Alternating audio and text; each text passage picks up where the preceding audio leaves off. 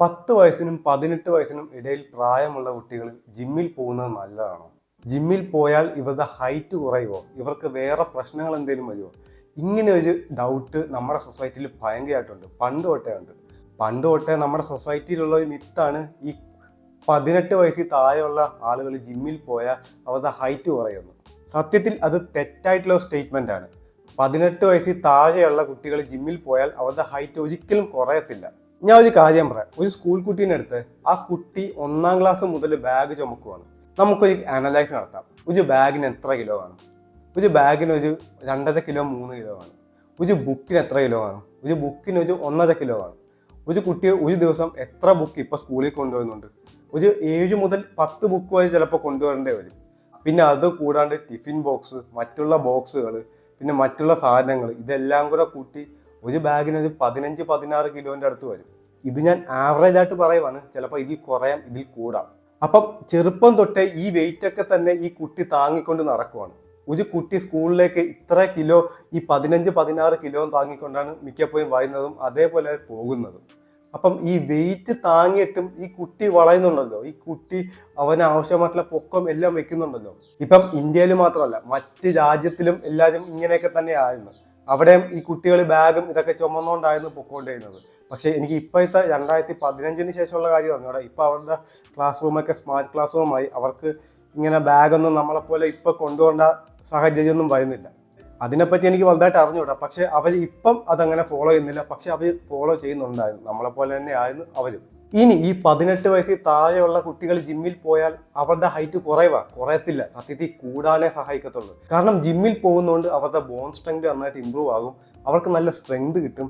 അവർ നല്ല സ്ട്രെച്ച് ആകുന്നതുകൊണ്ട്, നല്ല വെയിറ്റ് ഒക്കെ എടുത്ത് നല്ല സ്ട്രെച്ച് ആകുന്നതുകൊണ്ട് അവരെ ഗ്രോ ചെയ്യാൻ സത്യത്തിൽ സഹായിക്കും. നമ്മുടെ സൊസൈറ്റിയിലൊരു മിത്താണ് ഈ ജിമ്മിൽ പോയി നമ്മൾ വെയിറ്റ് ഒക്കെ എടുക്കുമ്പോൾ നമ്മുടെ ഗ്രോത്ത് പ്ലേറ്റ്സിനെയൊക്കെ അഫക്റ്റ് ചെയ്യുന്നു. സത്യത്തിൽ അത് തെറ്റാണ്. 18 വയസ്സിൽ താഴെയുള്ള ആളുകൾ ജിമ്മിൽ പോയാൽ അത് ഒരിക്കലും സംഭവിക്കത്തില്ല. സത്യത്തിൽ ജിമ്മിൽ പോയാൽ നമുക്ക് ഗ്രോത്ത് ഉണ്ടാവത്തേ ഉള്ളൂ. പിന്നെ വേറൊരു കാര്യം എന്ന് വെച്ചാൽ, ഈ 18 വയസ്സിൽ താഴെയുള്ള ആളുകൾ ജിമ്മിൽ പോയാൽ ചിലപ്പം ആദ്യം പോകുമ്പോൾ ഇവർ ഭയങ്കര വെയിറ്റ് ഒക്കെ എടുത്ത് ചെയ്താൽ ചിലപ്പോൾ ഇഞ്ചറി ആവും. ഈ ഇഞ്ചറി ആകുമ്പം ചിലപ്പം അത് നമ്മുടെ ഗ്രോത്ത് പ്ലേറ്റ്സിനെ അഫക്റ്റ് ചെയ്യും. അങ്ങനെ അഫക്റ്റ് ചെയ്താൽ ചിലപ്പം നമ്മുടെ ഹൈറ്റിനെ അഫക്റ്റ് ചെയ്യും. അതുകൊണ്ട് ജിമ്മിൽ പോയി പ്രോപ്പറായിട്ട് സൂപ്പർവൈസ്ഡ് നല്ല ഗൈഡിൻ്റെ അല്ലെങ്കിൽ നല്ലൊരു കോച്ചിൻ്റെ സഹായത്തോടെ ചെയ്താൽ അത് ഒരിക്കലും ഹൈറ്റിനെ ബാധിക്കത്തില്ല.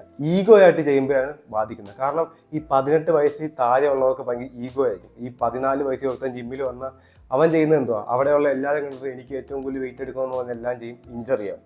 അങ്ങനെ കുറച്ച് സമയം കിടന്നു. ഇപ്പം എനിക്കറിയാവുന്ന ഒരു കേസ് ഞാൻ പറയാം. എനിക്കറിയാവുന്ന നെയ്ബർ എന്ന് വെച്ചാൽ, ആ പുള്ളി ഉണ്ടായിരുന്നു. അന്ന് അവന് ഒരു 16-15 വയസ്സുണ്ട്. ഇവൻ ജിമ്മിൽ പോയിട്ട് ഇവൻ കുറേ പുള്ളപ്പെടുത്ത്, ഒരു 100 പുള്ളപ്പെടുത്തുന്ന എൻ്റെ അടുത്ത് അന്ന് പറഞ്ഞത്. ഈ 100 പുള്ളപ്പെടുത്തപ്പോൾ പിറ്റേ ദിവസമായപ്പോൾ അവന് കൈ അനക്കാൻ പറ്റുന്നില്ല. അന്ന് അവൻ്റെ ഷോൾഡർ മസിന് എന്തോ ഒരു വലിയ ഇഞ്ചറി വന്നു. അതവന് പിറ്റേ ദിവസം അവന് മനസ്സിലായത്. പിറ്റേ ദിവസം അവൻ്റെ കൈ അവന് പൊങ്ങുന്നില്ലായിരുന്നു. പക്ഷെ പെട്ടെന്ന് അവനെ റിക്കവർ ചെയ്യാൻ പറ്റി. കാരണം അവൻ്റെ പ്രായം ചെറുതായതുകൊണ്ട് അവന് പെട്ടെന്ന് റിക്കവർ ആകാൻ പറ്റി. ഡോക്ടർ അവൻ്റെ ഒരു കാര്യം പറഞ്ഞാണ്, ഒരു 25 വയസ്സിൽ നിനക്ക് ഇതേ ഇഞ്ചറി വന്നെങ്കിൽ നിനക്ക് ഒരു 2 വർഷമെങ്കിലും എടുക്കേണ്ടി വന്നതിനെ നിനക്കൊന്ന് പെയിനൊക്കെ ഫുള്ളായിട്ടൊന്ന് മാറാൻ, ഒന്ന് ഫുള്ളി റിക്കവറാണ്. അതുകൊണ്ട് ഈ 18 വയസ്സിൽ താഴെയുള്ളവർ ജിമ്മിൽ പോവുകയാണെങ്കിലും മറ്റ് എക്സസൈസുകൾ ചെയ്യുവാണെങ്കിലും, ഇപ്പം റണ്ണിങ് ആണെങ്കിലും കാലിസ്റ്റനിക്സ് ആണെങ്കിലും ബോക്സിംഗ് ആണെങ്കിലും എന്താണെങ്കിലും ചെയ്യുവാണെങ്കിലും ഇഞ്ചറി വരാണ്ട് സൂക്ഷിക്കുക. ഇഞ്ചറി വന്നാൽ ചിലപ്പോൾ നമ്മുടെ ഗ്രോത്ത് പ്ലേറ്റ്സിനെ അത് അഫക്റ്റ് ചെയ്യും. അങ്ങനെ നമ്മുടെ ഹൈറ്റിനെ ബാധിക്കും. അതുകൊണ്ട് ഇഞ്ചറി വരാണ്ട് കറക്റ്റ് ഫോമിൽ ചെയ്യാൻ നോക്കുക. നല്ല കറക്റ്റായിട്ട് ഫുഡ് കഴിക്കുക. ഒരു കുട്ടി ജിമ്മിൽ പോയാൽ ആ കുട്ടിക്ക് എടുക്കാനുള്ള എല്ലാ വെയിറ്റും അവിടെ ഉണ്ട്. കാരണം ഒരു കുട്ടി വന്ന ദിവസം തന്നെ അവനെ കൊണ്ട് 25 കിലോ 30 കിലോ ഒന്നും എടുപ്പിക്കത്തില്ലല്ലോ. ജിമ്മിൽ 1/2 കിലോയുടെ വെയിറ്റ് ഉണ്ട്, 1 കിലോയുടെ വെയിറ്റ് ഉണ്ട്, 1.5 കിലോയുടെ വെയിറ്റ് ഉണ്ട്, 2.5 കിലോയുടെ വെയിറ്റ് ഉണ്ട്.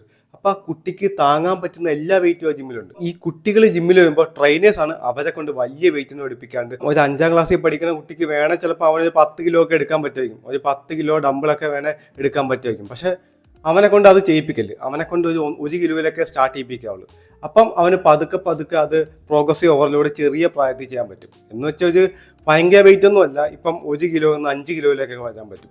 അപ്പം അങ്ങനെ ആ കുട്ടിയെ ട്രെയിൻ ചെയ്യിപ്പിച്ചെടുക്കാൻ പറ്റും. അങ്ങനെ നമ്മുടെ രാജ്യം മൊത്തം, നമ്മുടെ കുട്ടികളെ ആണെങ്കിലും മുതിർന്നവരെ ആണെങ്കിലും എല്ലാവരും ഫിറ്റ്നസ്സിലേക്ക് കൊണ്ടുവരണം. അങ്ങനെ കൊണ്ടുവന്നാലേ നമുക്ക് ഒളിമ്പിക്സ് പോലത്തെ ടൂർണമെന്റിലൊക്കെ നമുക്ക് മെഡൽ അടിക്കാൻ പറ്റത്തുള്ളൂ. ഇപ്പം നമുക്ക് എത്ര മെഡലുണ്ട്?